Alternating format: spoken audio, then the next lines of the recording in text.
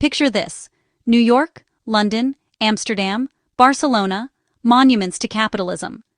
These cities, epicenters of finance and commerce, are now led by mayors with socialist ideologies. It's like finding out the CEO of Coca-Cola secretly prefers Pepsi.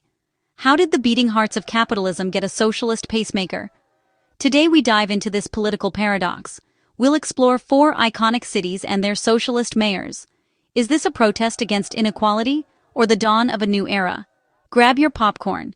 This is the political plot twist of the decade. Welcome to New York City, the concrete jungle where dreams are made, where ambition and hustle fill the air, and where every block tells a story of hope, struggle, and reinvention. This is a city that never sleeps, a place where millions chase opportunity, but also where millions face daily battles just to get by. And where the rent is too damn high. For many New Yorkers, the dream of making it here is overshadowed by the reality of skyrocketing rents, gentrification, and the constant threat of being priced out of their own neighborhoods. The city's housing crisis has become a symbol of inequality, with working families squeezed by landlords and developers.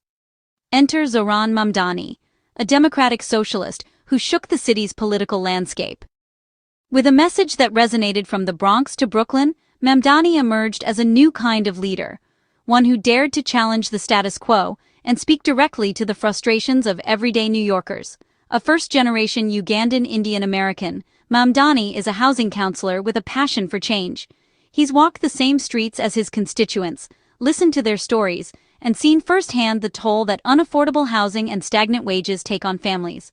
His background gives him a unique perspective on the city's challenges, and a deep commitment to finding solutions. His victory was a David versus Goliath story against New York's political and real estate establishment. Facing well-funded opponents and entrenched interests, Mamdani's campaign relied on grassroots organizing, door-to-door conversations, and the energy of volunteers who believed in a fairer city. Mamdani's agenda? A citywide rent freeze and free public transport. These aren't just slogans, they're bold policies aimed at making New York livable for everyone, not just the wealthy few. He envisions a city where no one has to choose between paying rent and putting food on the table, and where getting to work doesn't break the bank. Imagine swiping a Metro card becoming a thing of the past. Free public transit would mean more than just saving money. It would open up the city, connecting people to jobs, schools, and each other, and reducing the burden on those who need it most.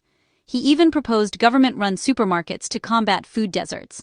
In neighborhoods where fresh produce is scarce and healthy options are limited, these stores could be a lifeline, ensuring that every New Yorker has access to affordable, nutritious food, no matter their zip code. Mamdani's platform challenges the system that made New York the financial capital of the world. He's not just questioning Wall Street's dominance. He's asking who the city really works for, and who gets left behind when profit is the only priority. His victory speech declared New York a city of immigrants, led by immigrants.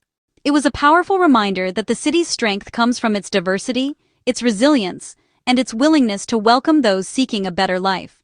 It was a declaration of a new New York, tapping into deep frustration. For years, many felt ignored by politicians who seemed more interested in donors than in the people they serve. Mamdani's win was a rallying cry for those demanding real change. Frustration with luxury condos rising while homeless shelters overflow. The contrast is stark. Gleaming towers for the ultra-rich, while thousands sleep on the streets or in overcrowded shelters. Mamdani's campaign put these injustices front and center. Mamdani's win signaled a willingness to embrace ideas once considered politically toxic. Democratic socialism, long dismissed as radical, is now part of the mainstream conversation in New York politics. Ideas that housing, transportation, and food are human rights. These aren't luxuries, they're necessities. And Mamdani's movement is about making sure everyone has access to them, regardless of income or background. This is democratic socialism in action on New York streets. It's about meeting people where they are, listening to their needs, and building policies from the ground up. Mamdani's presence is a direct confrontation with the city's capitalist DNA. He's challenging the idea that profit should always come before people, and that the city's future belongs only to those who can afford it. He's rewriting the code to prioritize people over profit. It's a radical shift, but one that's gaining traction as more New Yorkers demand a city that works for everyone. The establishment he ran against represented a system many felt had failed them. For decades, power was concentrated in the hands of a few, while the needs of the many went unmet. Mamdani's victory was a rejection of that system. It was a statement that New Yorkers are ready for something different, something more just and inclusive. Whether his policies will succeed is the billion-dollar question. The challenges are immense and the opposition is fierce. But the conversation has shifted. And that's a victory in itself. The pushback from real estate and corporate interests will be immense. These are powerful forces, with deep pockets and a long history of shaping the city to their advantage. But the fact that a democratic socialist is in a position to try is a story in itself. It's a sign that the city's political winds are shifting, and that new voices are being heard. It's a new chapter for New York. The city is at a crossroads, and the choices made now will shape its future for generations to come. In the 5 boroughs, the fight for a fairer, more inclusive city is just beginning. Now, let's hop across the pond to London, a city where ancient traditions meet the relentless pulse of modern life. London is a place of grand palaces and bustling markets, of old money and new dreams. Its skyline tells a story of centuries, towering glass skyscrapers rising beside centuries-old cathedrals, all woven together by the energy of millions who call this city home. In the heart of this metropolis stands Sadiq Khan, the son of Pakistani immigrants, who has risen to become London's mayor. His journey is a testament to the city's promise that anyone, regardless of background, can make it here.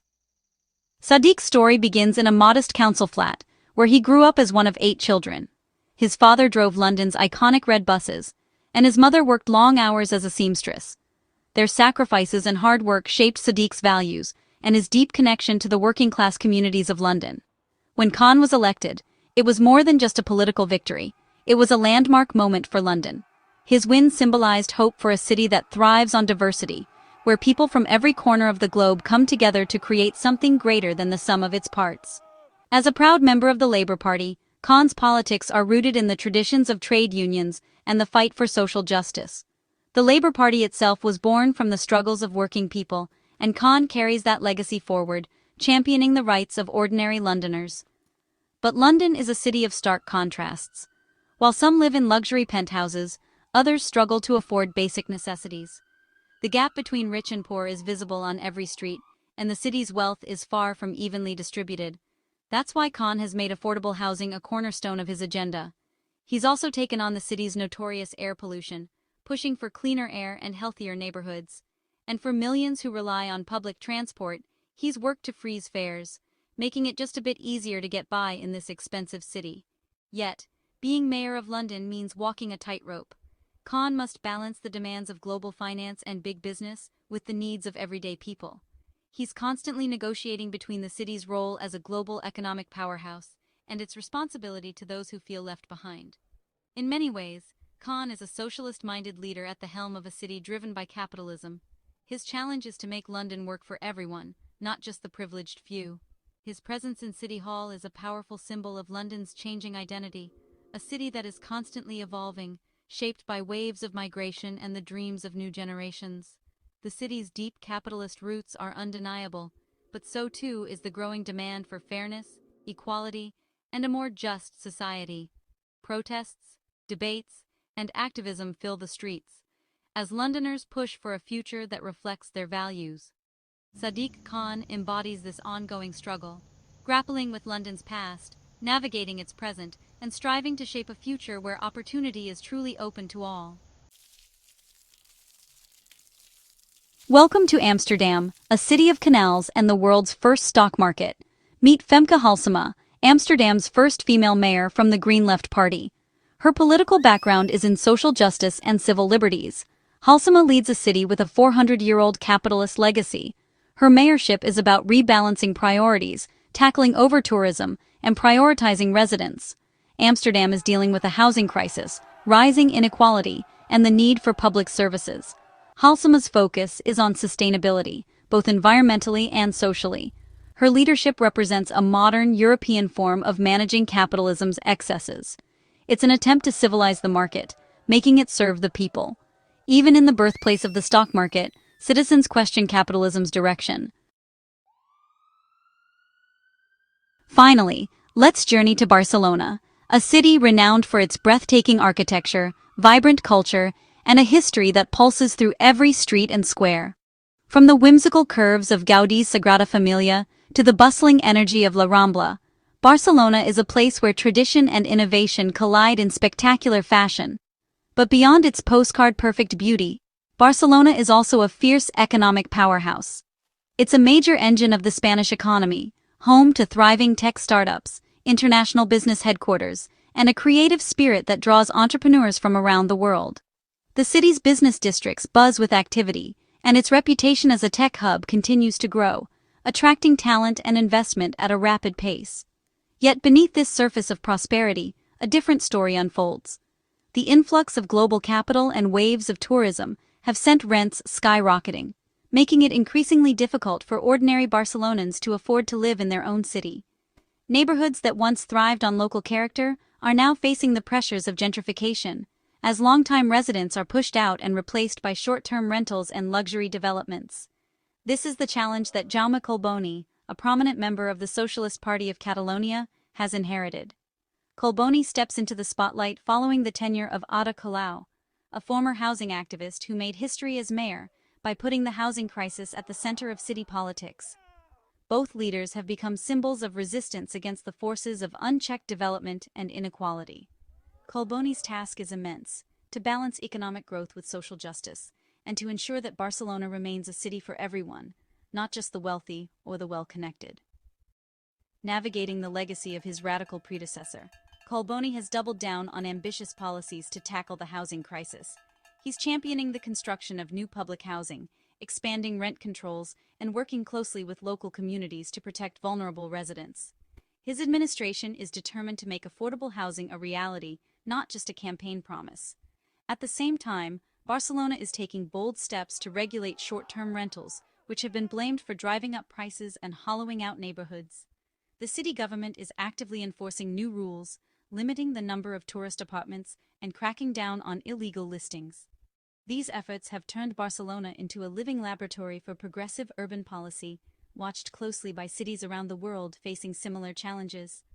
Under Collboni's leadership, Barcelona is rewriting its social contract, putting people before profit and community before speculation. The rise of a socialist mayor here is not just a local story, it's part of a global conversation about the future of cities. As Barcelona pushes back against the excesses of capitalism, it sends a powerful message. Even in the world's most dynamic cities, the fight for fairness and inclusion is far from over. So, there you have it. New York, London, Amsterdam, and Barcelona. 4 global cities, 4 socialist mayors charting a new course. This isn't a coincidence, it's a pattern. It's a signal that people are demanding change in the heart of the global economy. These leaders prioritize people, communities, and public good over market logic. This is the great urban experiment of our time. Can you have capitalism with a conscience? The leaders of these cities are betting that you can. Their leadership will provide a blueprint for cities worldwide. The future of urban life is being rewritten,